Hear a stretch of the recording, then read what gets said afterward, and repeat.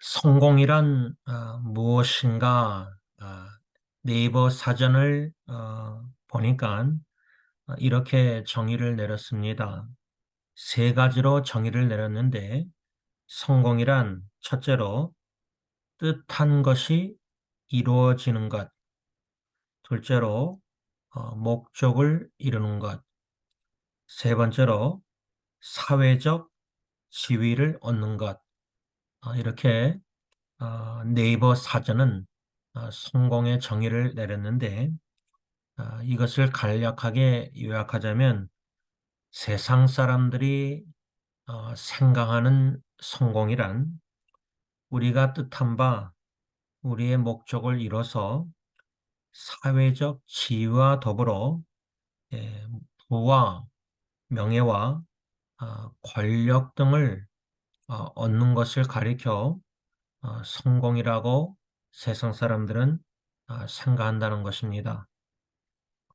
그러면 하나님의 말씀 성경에서 말씀하고 있는 성공이란 무엇인가? 이게 우리에게 참 중요한 것인데 예를 들어 여호수아 1장 7절, 8절 말씀을 보면 개역개정에는 형통이란 단어가 오늘 본문처럼 나옵니다. 두 번 나오는데 그 형통이란 단어가 현대의 성경은 성공, 성공이라고 번역을 했습니다. 그 이유는 성경에서 말씀하는 형통과 성공은 같은 뜻으로 동의어로 쓰여졌기 때문입니다. 성경에서 말씀하고 있는 성공이란 우리가 뜻하는 바가 이루어지는 것도 아니고 우리의 목적을 이루는 것도 아닙니다. 성경에서 말씀하고 있는 성공이란 하나님의 뜻을 이루어드리는 것이고 하나님의 목적을 이루어 드리는 것이 바로 성공이다 그 말입니다. 그리고 성경에서 가르쳐주는 그 성공의 비결이 있습니다. 제가 적어도 한 세 가지를 그 비결을 찾았는데 첫째 비결은 창세기 39장 요셉의 이야기에 나오는 성공의 비결로서 그 비결은 하나님이 함께 하심. 하나님이 우리와 함께 하신다. 그때 우리가 형통하고 성공할 수 있다. 그 말이죠. 두 번째 비결은 여호수아 1장 7절 8절 말씀처럼 하나님의 계명을 지켜 행하는 것이 형통의 비결이다. 이렇게 성경은 가르쳐주고 있어요. 한 가지 더 제가 찾은 것은 역대하 26장 5절 말씀을 보면 하나님께 기도하는 것, 하나님께 구하는 것, 이것이 형통, 성공의 비결이라 이렇게 말씀하고 있어요. 이 세 가지를 간략하게 우리 가정에게 적용하자면 우리 가정이 하나님 보시기에 성공하는 형통하는 가정이 되기 위해서는 하나님이 우리 가정과 함께 하신다는 그 임마누엘 믿음, 믿음을 가지고 우리가 가정생활하는 것이고 두 번째로 하나님의 말씀, 계명을 지켜 행하는 순종하는 말씀 순종하는 가정 세 번째로 하나님 보시기에 성공하는 형통하는 가정은 하나님께 기도하는 가정 이렇게 세 가지로 적용할 수 있습니다. 어떻습니까? 우리 가정이 임마누엘 믿음, 하나님이 우리와 함께 하신다. 우리 가정 식구와 함께 하신다는 믿음으로 가정 사역 생활하고 계십니까? 말씀 순종하려고 발버둥 치고 계십니까? 온 가족 식구가 하나님께 기도하고 구하고 어려울 때나 모든 일이 잘 될 때나 항상 하나님을 찾는 기도하는 가정인가? 한번 반영해 보실 수 있길 바랍니다. 저는 오늘 본문 열왕기하 18장 3절과 7절 상반절에 유다 왕 중에 히스기야 왕이라는 인물이 나옵니다. 근데 성경에서 히스기야 왕을 가리켜서 하나님 보시기에 형통한, 현대인의 성경으로 말하자면 히스기야 왕은 하나님 보시기에 성공한 왕이었습니다. 그래서 저는 이 히스기야 왕 말씀 중심으로 하나님 보시기에 성공하는 가정, 세상 사람들이 보기에는 뭐 물질도 돈도 재물도 부도 많은 것도 아니고 뭐 명예와 권력이 있는 것도 아니고 우리가 뭐 뜻한 바 목적, 세상적인 목적 이루어진 것도 아니고 그래서 세상 사람들 보기에 예수 안 믿는 사람들 보기에 우리 가정이 형편없어 보일지라도 그게 중요한 게 아니라 하나님 보시기에 참 우리 가정이 형통하고 성공한 가정인가 이 말씀의 중심으로 한 두 가지 원리 중 오늘 한 가지 원리만 묵상하면서 교훈을 받고 두 번째 마지막 교훈은 원리는 토요 새벽 기도회 때 묵상하겠습니다. 첫 번째로 하나님 보시기에 성공한 하는 가정은 에, 어떤 원리, 어떤 교훈을 말씀을 하나님이 주시냐면 어, 열왕기하 18장 3절 현대의 성경 오늘 본문 보면은 히스기야는 그의 조상 다윗을 본받아 여호와께서 보시기에 옳은 일을 하였다 이렇게 써 있습니다. 개역 개정에는 정직하게 행했다 이렇게 써 있는데 현대의 성경은 하나님 보시기에 여호와께서 보시기에 히스기야 왕은 옳은 일을 하였다 이렇게 이 말씀에 근거해서 우리 각 가정이 하나님 보시기에 성공하는 가정이 되기 위해서는 하나님께서 보시기에 옳은 일을 행해야 된다. 남편이 보기에 옳은 일, 뭐 아내가 보기에 옳은 일, 부모님이 보시기에 옳은 일, 뭐 자녀가 보기에 옳은 일을 행하는 게 아니라 하나님께서 보시기에 옳은 일을 행하는 가정이 하나님께서 형통케 하셔서 하나님 보시기에 성공하는 가정으로 세워주신다는 말씀입니다. 교훈입니다. 하나님 보시기에 옳은 일이라는 것은 우리가 옳고 그름을 스탠다드, 기준이 있지 않습니까? 기준. 세상에서는 인본주의 사상 근거해서 사람들 보기에 이게 옳고 이게 틀렸다 말하지만 우리의 옳고 그름의 기준은 오직 성경 66권 하나님의 말씀입니다. 우리가 하나님의 말씀의 절대 기준을 가지고 아, 이것은 하나님 보시기에 옳은 일이고 아, 이것은 하나님 보시기에 틀린 일이다, 옳지 않은 일이다. 비록 사람이 보기에 옳은 일일지라도 성경 말씀에 그것은 옳지 않다. 그러면 그건 하나님 보시기에 옳은 일이 아니다 그 말이죠.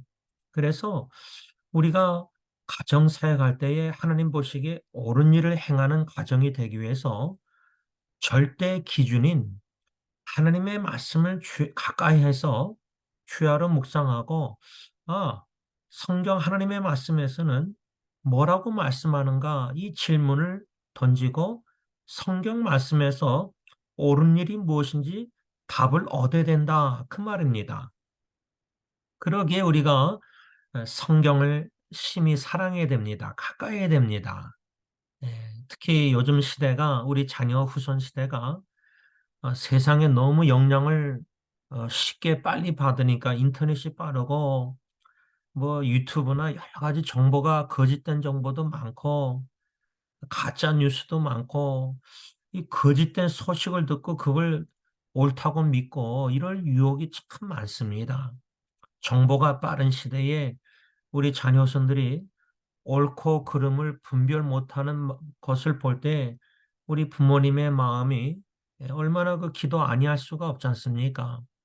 그래서 우리 부모님들부터 먼저 우리가 절대 기준, 에, 진리의 말씀, 성경 말씀을 사랑하고 가까이해서 하나님 보시기에 옳고 옳지 않은 일을 잘 구분하고 영적 분별력을 가지고 구분해서 우리가 실천에 옮기고 순종하고 옳은 일을 행하고 우리 자녀들에게도 엄마 아빠가 하나님 보시기에 성경 말씀의 기준에 근거해서 옳은 일을 행하고 계시는구나 하고 본이 돼야 된다 그 말이죠. 신명기 12장 28절 현대의 성경 보면 그가 하나님께서 여러분 이스라엘 백성들에게 명령한 이 모든 것을 여러분은 충실히 지켜야 합니다. 만일 여러분이 여호와께서 보시기에 옳은 일을 행하면 여러분과 여러분의 후손이 길이길이 복을 받게 될 것입니다.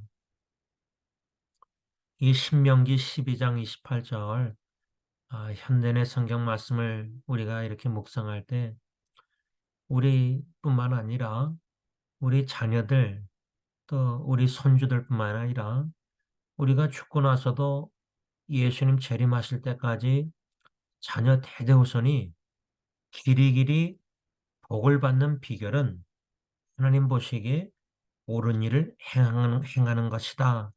이렇게 성경 말씀이 절대 기준이 진리가 우리를 가르쳐 주고 있어요. 우리가 익히 들어 아는 미가서 6장 8절 현대의 성경 말씀으로 읽습니다. 사람들아 여호와께서 선한 것이 무엇인지 너희에게 보이셨다. 그가 너희에게 요구하는 것은 옳은 일을 행하며 한결같은 사랑을 보이고 겸손한 마음으로 너희 하나님과 교제하며 사는 것이다.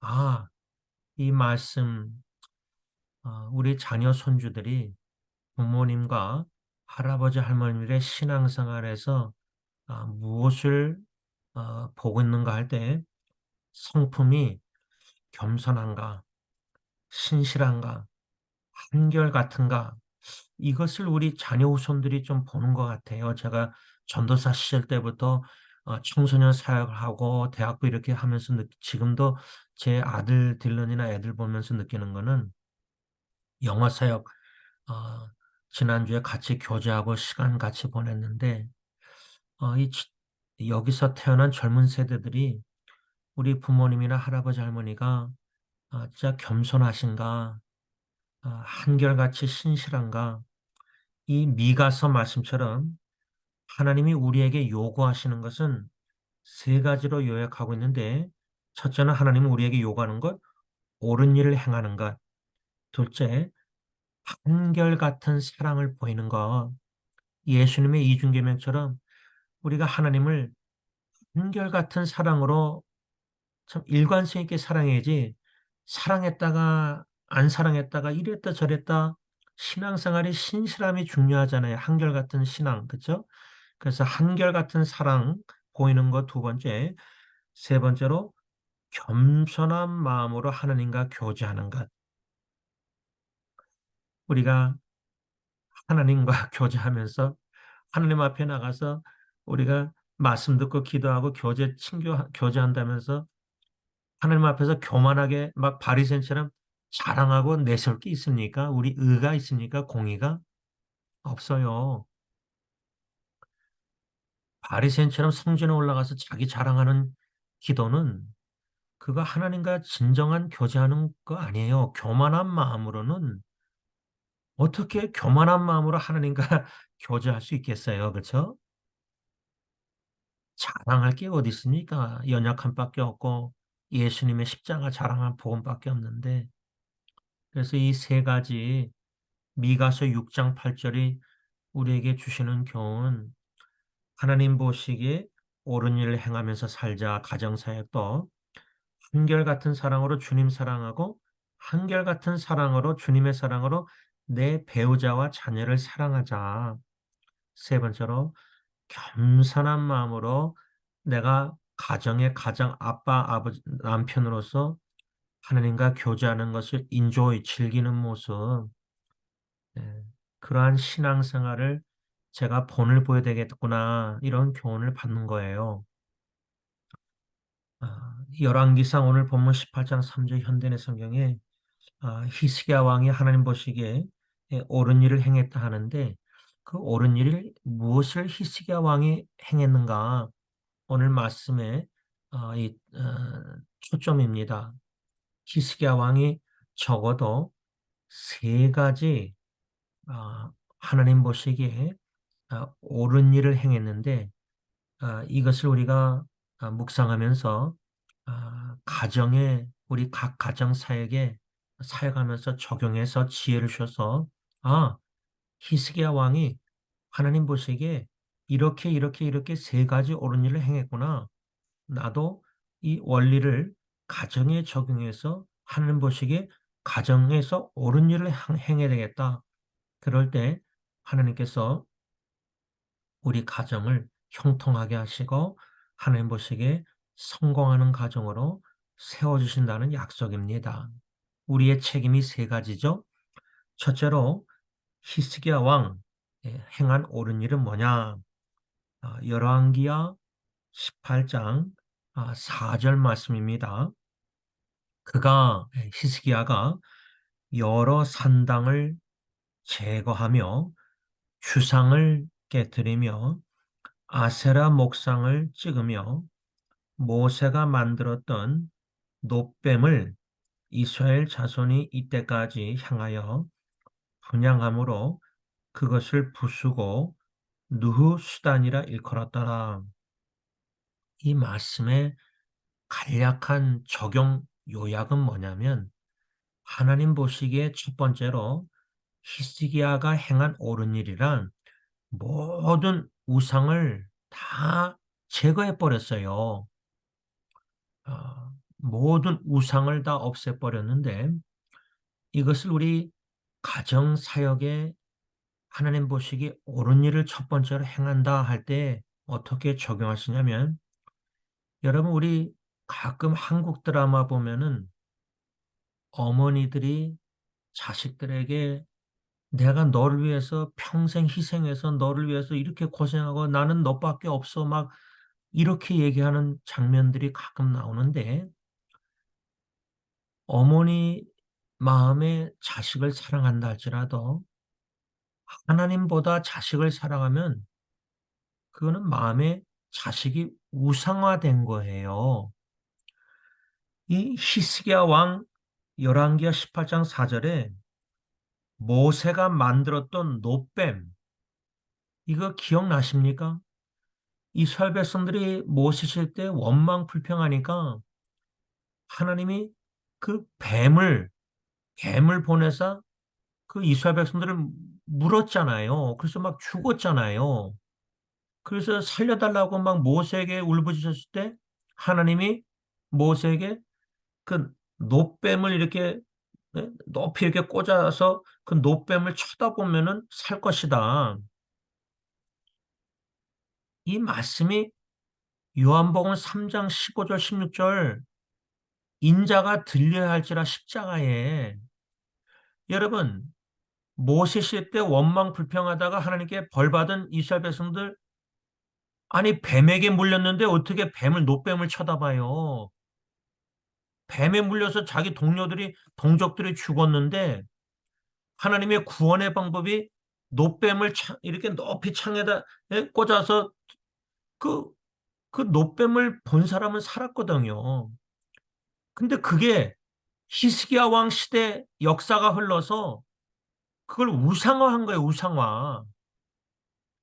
놋뱀을 우상화하면 안 되죠. 그건 하나님의 구원의 방법이지 구원자가 아니에요. 놋뱀은 구원할 수 있는 능력이 없어요. 우리가 십자가에 못 박히신 예수님이 구원자지 십자가를 자랑하는 게 아니잖아요. 예수님을 자랑하지 못 박히신 예수님. 근데 십자가를 우상화하는 것 같아요. 세상 사람들도 좋아하고 귀걸이 목걸이 하듯이. 가정의 우상들을 없애는 거, 제거하는 거, 회개하는 거 좀 더 넓게 적용하자면 하나님 보시기에 옳은 일을 행하는 가정은 가정의 모든 죄악을 회개하고 없앤다는 거예요.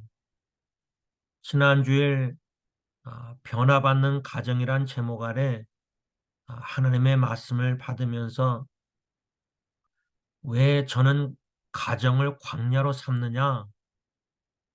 광야에서 모든 죄가 들춰내시듯이 하나님께서 햇빛이 쨍쨍 쬐면은 먼지가 낮에 막 덩덩 떠다니는 거 방 안에 교회 안에서도 보이잖아요.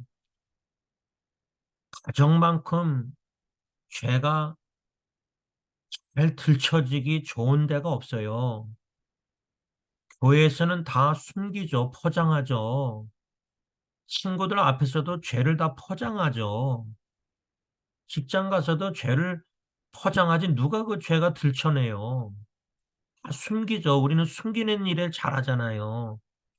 근데 하나님은 예배소서 말씀도 보면 빛을 통해서 거룩한 빛을 비추시사 어둠의 일을 들춰내시는 하나님이에요. expose, 들춰내세요.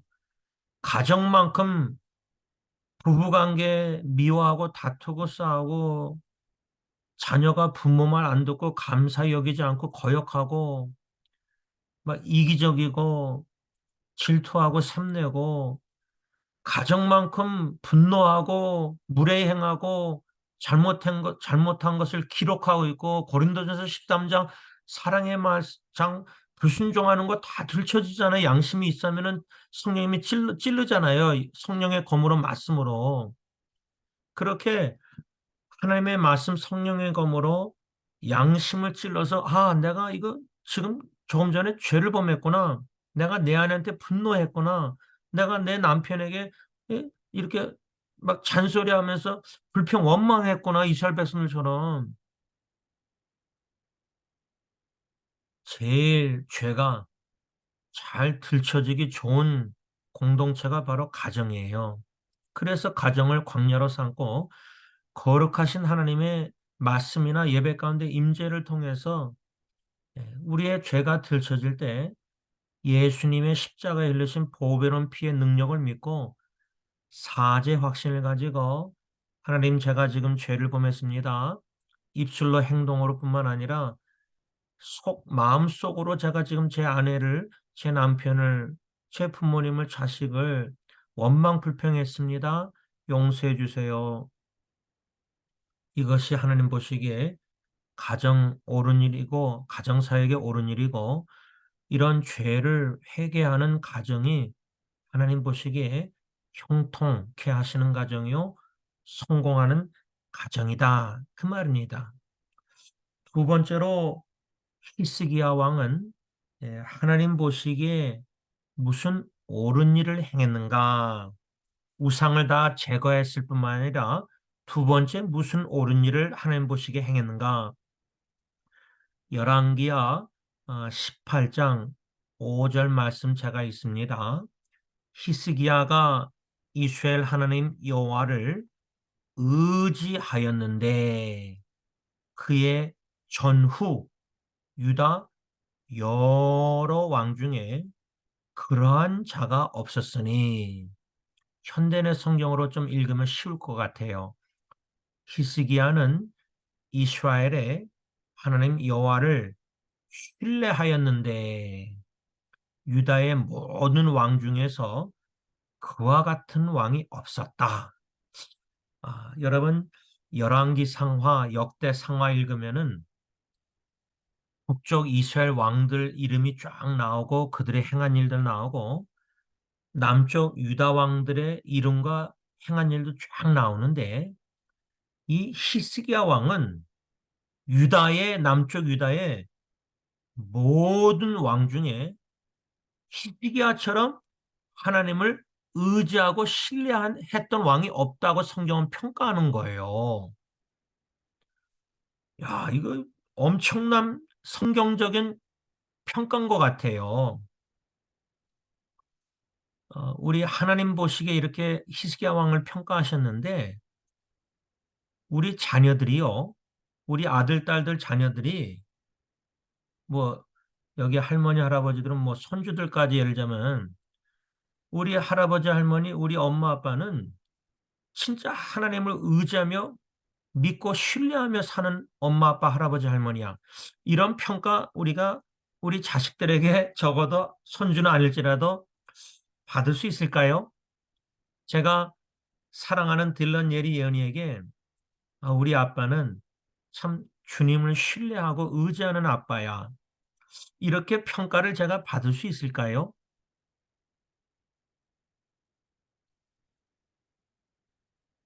애들은 둘째치고 그러면 여러분들도 한번 이렇게 생각해 보세요. 제가 제 아내한테 내 남편은 진짜 주님을 신뢰하는, 의지하는, 믿는 내 남편이다. 이런 평가를 제가 제 아내에게 받을 수 있을까요? 근데 히스기야 왕은 성경에서 그 많은 유대 왕 중에 히스기야 왕처럼 하나님을 신뢰하고 의지했던 왕이 없대요. 그렇게 놀라운 평가를 한 거예요. 아, 이게 두 번째 하나님 보시기에 히스기야 왕이 옳은 일을 행한 거구나. 이것을 가정에 적용할 때 주님께서 저를 한 가정의 가장으로 남편 아버지로 세우셨는데 여러모로 본을 보여야 되겠는데 주님만 의지하고 바라보는 주님만 신뢰하는 그 믿음의 본을 보여야 되겠구나. 이게 참 큰 숙제구나 나에게. 기도 제목이고 그리스도의 말씀을 들음으로 믿음이 자라난다고 로마서 10장 17절 써 있는데 예수 그리스도의 복음을 말씀을 하나님의 말씀을 더 듣기를 사모하고 가까이 하고 묵상하고 성령님께서 들려주신 음성을 듣고 순종하고 믿음이 무럭무럭 자라나서 성장하고 성숙해서 내 아내와 딜런 예리 예언이가 볼 때 내 남편 내 아버지는 하나님만을 신뢰하고 의지하고 살아가는 분이다. 이런 믿음의 신앙의 본을 보여야 되겠구나. 근데 제가 지금까지도 대학교 때 잠언 3장 5절 6절 말씀을 제자 훈련하면서 그 목사님에게 받았는데 그러니까 벌써 30 몇 년 됐는데 그때부터 지금까지 참 고민이 있어요. 이 참 큰 숙제인데 잠언 3장 5절 6절 말씀이 하나님의 인도의 확신 구절인데 그 말씀이 뭐라냐면 지원아 너는 너의 명철을 의지하지 마라 이렇게 제가 적용해요. 너 이해력, understanding, 너 명철 의지하지 마라. 그리고 하나님을 전적으로 신뢰하라. 그러면 하나님이 지도하시리라. 근데 제가 하나님을 신뢰하고 의지하는데 제일 장애물이 뭐냐, 걸림돌이 뭐냐면 자꾸만 가정에 무슨 일이 터지고 일어날 때 하나님을 믿고 의지하고 신뢰하고 기도하고 말씀 약속 붙잡고 나가야 되는데 이 머리가 빨리 돌아가면서 자꾸만 자기 명철, 자기 이성, 지성, 이해력, 경험, 자꾸만 자기 머리를 자꾸만 생각이 나서 머리를 굴려요. 이게 내 머리를 의지하면 안 되는데, 내 명철을 의지하면 안 되는데, 자꾸만 이게 생각이 내 하나님의 생각 말씀보다 내 생각, 내 머리, 내 의지, 내 경험, 내 철학, 내 신앙과 이게 자꾸만 먼저 앞서가니까 그걸 의지하게 되니까 하나님을 순전히 전적으로 신뢰 의지 안 하는 거예요. 이게 제 자신과의 지금 싸움이에요. 여러분들은 어떠세요? 여러분들 가정에 무슨 일 있으면 곧장 하나님 말씀 약속 믿고 그냥 믿고 의지하고 기도하고 머리 안 기, 머리 이렇게 자기 명철 의지 안 하십니까? 머리 생각이 빨리 안 돌아가십니까?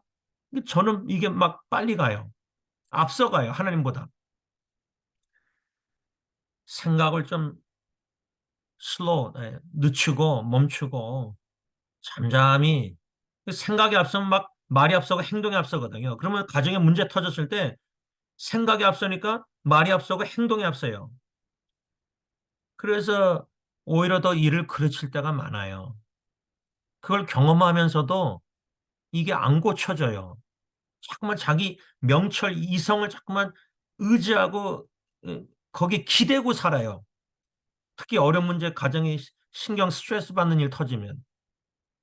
하나님을 의지하고 믿고 히스기야 왕처럼 간구하고 기도하고 매달려야 되는데 히스기야 왕은 어, 아수르 왕 사네립, 바르단과 랍사리스와 랍사게로 하여금 간단히 말하면 히스기야 유다 왕은 아수르 왕 적군이 대군을 거느리고 예루살렘에 와서 치려고 했었을 때 열왕기하 19장 14절에 보면 하나님의 전에 올라가서 15절에 하나님 앞에서 기도했는데 하나님께 구원하여 주시기를 간구하고 하나님께 매달렸다. 18장 6절.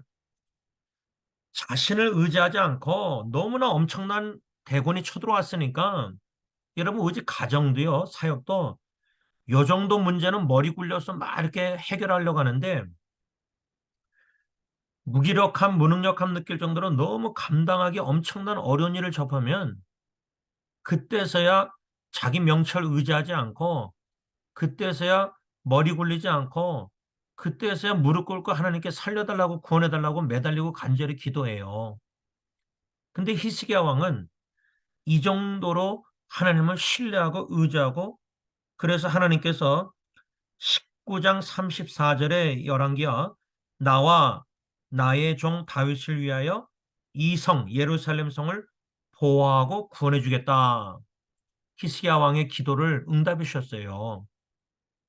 그러니까 하나님을 신뢰함으로 의지함으로 기도하고 응답받아서 그 엄청난 어려운 일에서 건진받고 구원받아서 하나님의 임재 영광을 경험하는 가정. 얼마나 멋진 하나님 보시기에 믿음의 가정이에요. 이렇게 하나님을 믿고 의지하며 신뢰하는 가정이 하나님 보시기에 형통하는 가정이요. 하나님께서 성공케 하는 가정이라 그 말이죠. 마지막 세 번째로 히스기야 왕이 하나님 보시기에 행한 옳은 일은 뭔가? 열왕기하 18장 6절 하반절 보면 떠나지 아니하고 여호와께서 모세에게 명하신 계명을 지켰더라. 히스기야 왕이 하나님 보시기에 옳은 일 행한 세 번째 옳은 일은 하나님의 계명을 지켰다. 근데 이게 왜 중요하냐면 신명기 17장 18절 19절 상반절 보면 신명기 시대 때는 이스라엘에 왕이 없었어요. 모세 오경 시대 때는 왕이 없었고 여호수아 시대 때도 없었잖아요. 그렇죠? 근데 신명기에 17장에 하나님은 모세를 통해서 이스라엘 백성들에게 혹여나 이스라엘 백성들이 나중에 이방 나라들처럼 왕을 원할 때가 올 것이다. 그것을 예견하시고 왕을 세울 때는 왕은 이래야 된다 하는 계명 말씀 율법이 있어요.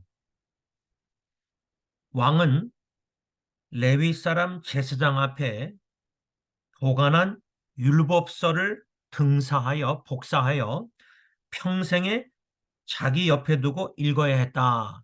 지금 말하면 하나님이 원하시는 대통령이 해야 될 일은 뭐냐?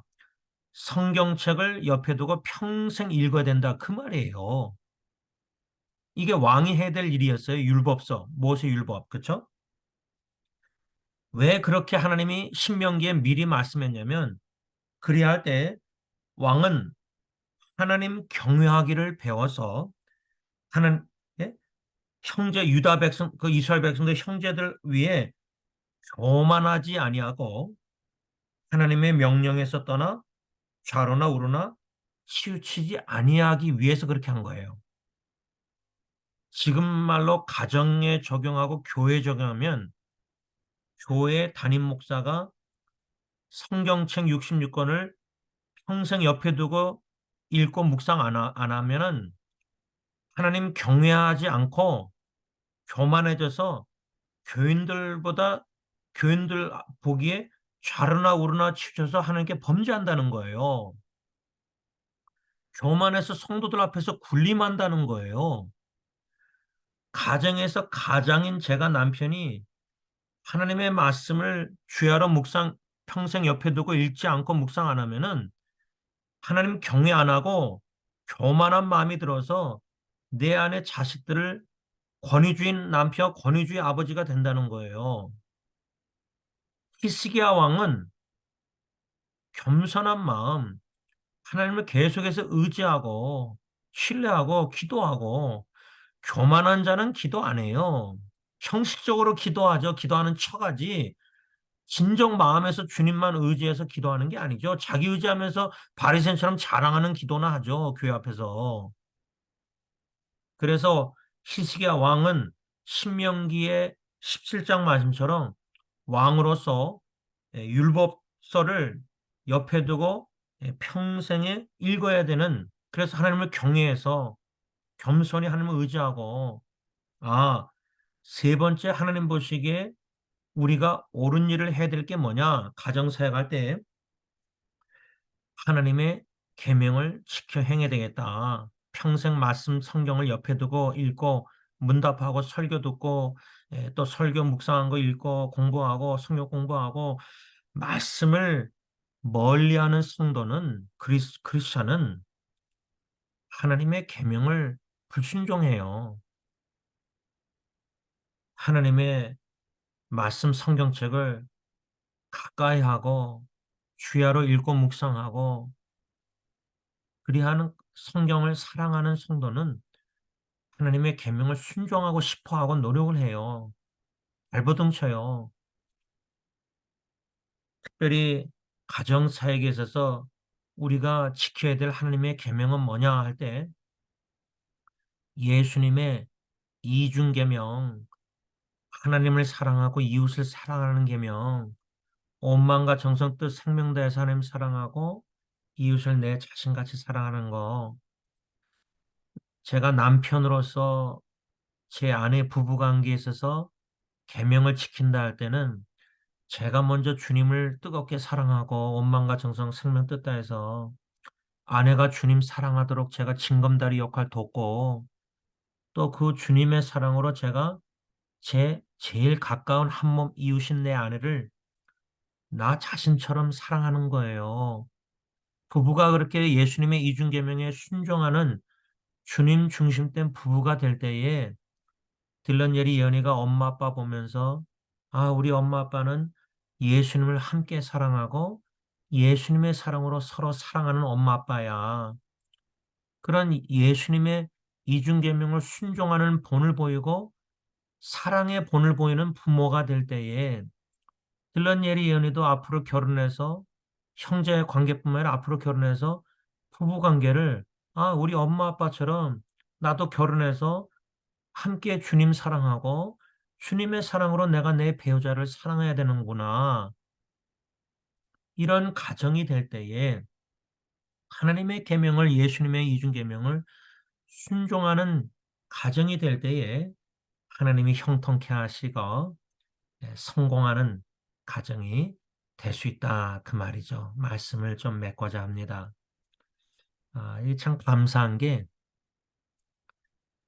제가 월요일 날 치과 가서 마취를 뭐 여기저기 하는데 한 번 해서도 아프니까 두 번 했는데도 아프니까 세 번이나 마취를 했는데 이 앞니에서 더 힘들대요. 임플란트가. 어금님은 좀 난데.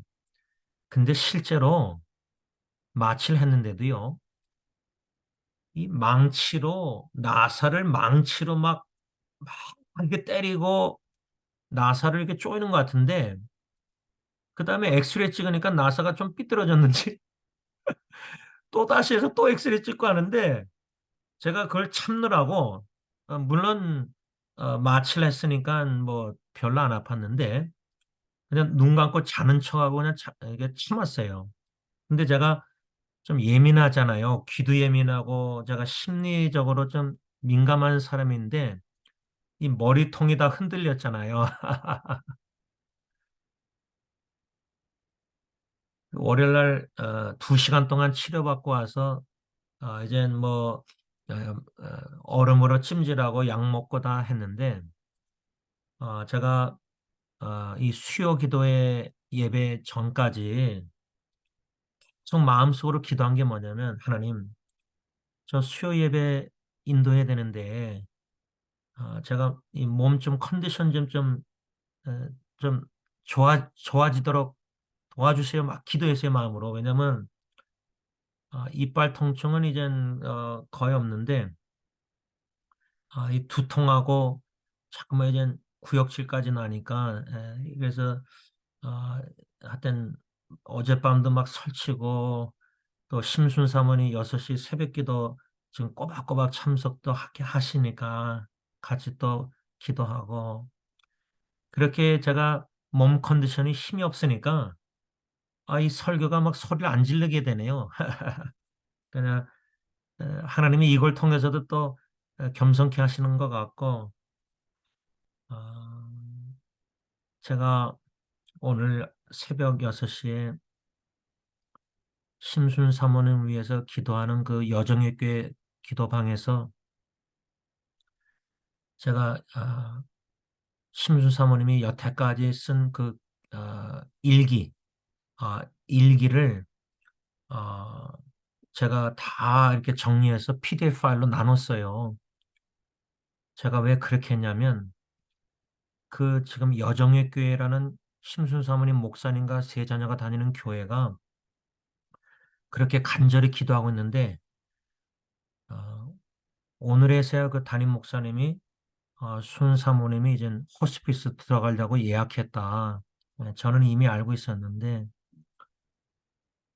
그래서 제가 그 심순 사모님의 믿음의 글을 나눈 이유가 그걸 성도님들 목사님이 보시고 믿음의 여인이 어떻게 하나님만 신뢰하고 의지하고 어, 주님 만날 준비가 되었는지를 좀 엿보고 성도님들이 심순 사모님을 호스피스에서 덜 고통 속에서 주님을 만날 수 있도록 좀 마음을 준비되는 과정이 됐으면 도움이 됐으면 좋겠다 하는 마음으로 나눴어요. 근데 이게 쉽지 않아요. 제가 어, 어, 너무나 개인적으로 주관적으로 다들 지금 심순삼은 건강 구원 몸 치유 살기를 그렇게 간절히 원하실 텐데 많은 성도님들이 지체들이 저는 어, 이번에 만나고 와서 하나님께서 고통에서 자유를 누리고 그녀가 그리도 사모하는 주님의 품 안에 안기는 게 보내드리는 게 믿음으로 그런 마음을 주셔서 그렇게 기도하고 있거든요. 근데 이것을 공동체 카톡방에 나눴을 때 이게 쉽지 않잖아요. 받아들이기가. 여러분, 그 심순 사모님의 가정에 남편 목사님과 세 자녀, 제가 기도하는 것은 이제 사모님이 아니라 사모님보다 그 목사님과 자녀들을 놓고 기도하는데 믿음의 가정, 그 부인처럼 어머니처럼 하나님만 전적으로 믿고 의지하는 신뢰하는 믿음의 가정, 천국의 영원한 날에 확실한 소망을 가지고 참 이 큰 위기 가운데서도 하나님을 의지하고 간구하고 기도하는 가운데 믿음으로 하나님의 계명을 끝까지 좌로나 우로나 치지 않고 순종함으로 말미암아 믿음의 본을 보여서 나중에 많은 이들에게 그 순 사모님의 그 일기가 참 위로가 되고 도전이 되고 믿음의 여인, 믿음의 사람, 하나님을 믿고 신뢰하고 의지하고 기도하며 소망 가운데 나가는 아름다운 신앙의 모습을 볼 수 있도록 그러므로 모든 이들에게 참 하나님이 형통케 하시는 성공케 하시는 믿음의 가정 이런 아름다운 본이 되기를 간절히 기원하는 것입니다. 제가 기도하고 주기도문으로 마치겠습니다.